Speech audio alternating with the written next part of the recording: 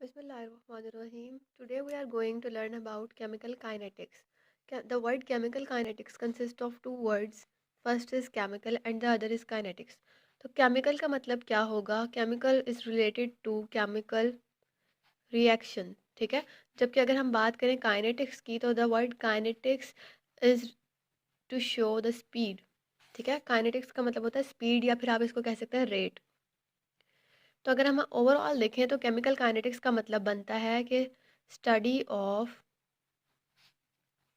Rate of reaction. ठीक है, यानी कि रेट ऑफ रिएक्शन को स्टडी करने का नाम है केमिकल काइनेटिक्स। अब हम बात करते हैं कि रेट क्या होता है।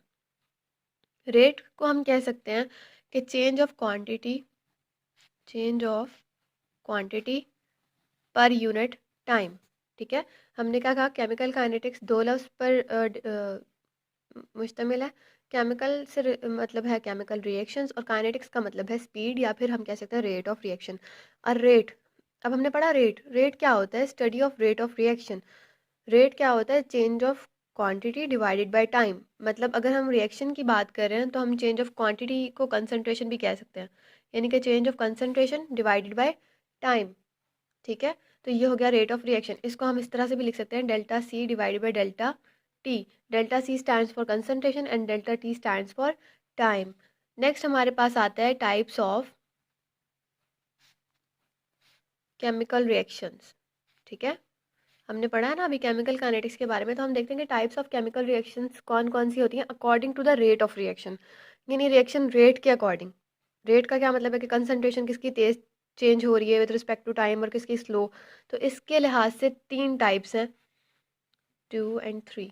ठीक है, तीन टाइप्स हैं रेट ऑफ रिएक्शन की अकॉर्डिंग, केमिकल रिएक्शन की according to the rate of reaction. पहली टाइप जो है वो है वेरी फास्ट।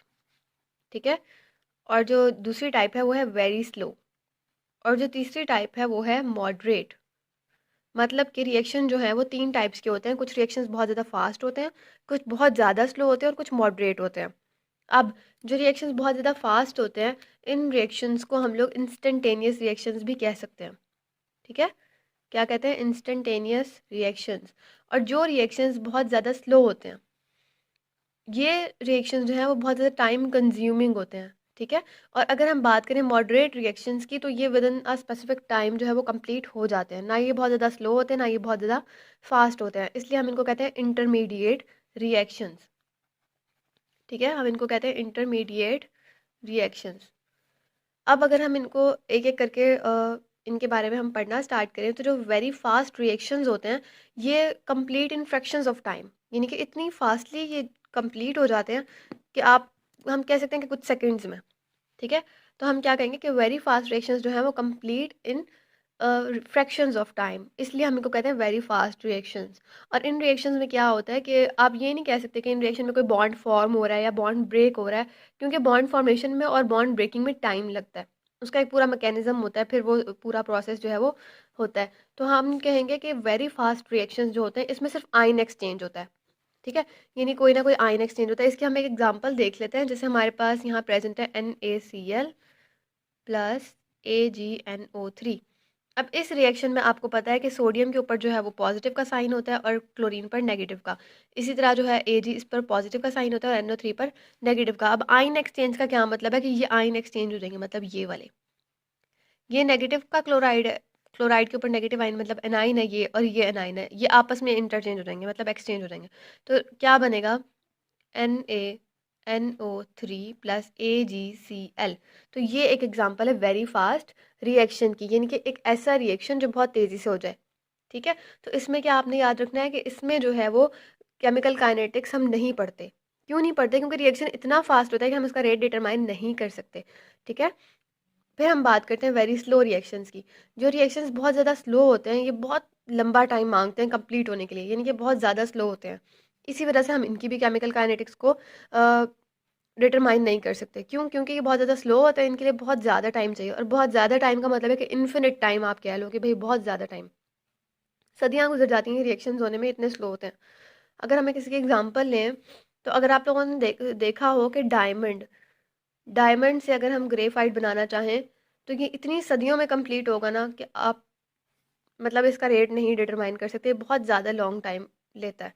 फिर उसके बाद नेक्स्ट हम बात करते हैं मॉडरेट रिएक्शंस की, जो हमारे ओरिजिनल रिएक्शंस हैं, यानी कि जो मोस्टली हमारे रिएक्शंस होते हैं वो मॉडरेट रिएक्शंस कहलाते हैं, क्योंकि इन रिएक्शंस में क्या होता है, बॉन्ड ब्रेक भी होता है और बॉन्ड जो है वो फॉर्मेशन भी होती है। और ये रिएक्शन जो है एक स्पेसिफिक टाइम, या हम कह सकते हैं with in the infinite time, यानी बहुत ज़्यादा टाइम नहीं लेते, एक प्रॉपर टाइम होता है उसके अंदर ये रिएक्शन जो है वो कंप्लीट हो जाते हैं। इसलिए हम इनको मॉडरेट रिएक्शंस भी कहते हैं और इंटरमीडिएट रिएक्शंस भी कहते हैं। इनमें बॉन्ड फॉर्मेशन भी होती है और बॉन्ड ब्रेकिंग भी होती है। और इसकी हम एक एग्जाम्पल ले लेते हैं, जैसे हमारे पास 2H प्रेजेंट है। 2H में क्या बनता है, H2 प्लस I2। अब इसमें आप लोग देख सकते हैं कि यहाँ पर था 2HI, 2HI था। 2HI ने क्या किया, यहाँ पर बॉन्ड जो है वो ब्रेक हुआ है। H और I का बॉन्ड ब्रेक हुआ है और यहाँ पर बॉन्ड जो है वो फॉर्म हुए हैं, यानी हाइड्रोजन का हाइड्रोजन के साथ बॉन्ड बना है और आयोडीन का आयोडीन के साथ। तो यहाँ पर क्या हुआ है, बॉन्ड ब्रेक, और यहाँ पर क्या हुआ है, बॉन्ड फॉर्म। ठीक है। तो ये थी हमारे पास types of chemical reaction with respect to rate of reaction. तो 3 टाइप्स होती हैं, very fast, very slow and moderate. और अगर बात करें कि इनमें से कौन सी वाली टाइप का ऑर्डर ऑफ रिएक्शन हम फाइंड कर सकते हैं, यानी कि रेट ऑफ रिएक्शन हम फाइंड कर सकते हैं, तो सिर्फ और सिर्फ मॉडरेट या इंटरमीडिएट रिएक्शंस को हम केमिकल काइनेटिक्स फाइंड आउट कर सकते हैं। वेरी फास्ट बहुत ज़्यादा फास्ट होते हैं इसलिए नहीं कर सकते, और वेरी स्लो बहुत ज़्यादा स्लो होते हैं इसलिए इनकी भी केमिकल काइनेटिक्स हम फाइंड आउट नहीं कर सकते। होप्स आपको समझ आई होगी। Thank you.